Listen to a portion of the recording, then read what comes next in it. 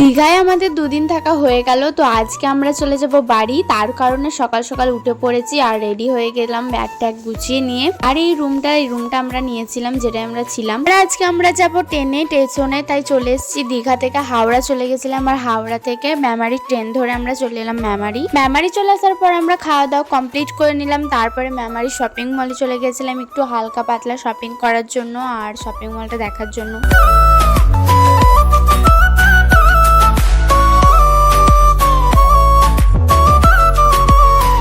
তারপর এখানে আমি হালকা পাতলা শপিং করে নিলাম, বলতে খাবার জিনিস নিচ্ছিলাম জাহানের জন্য।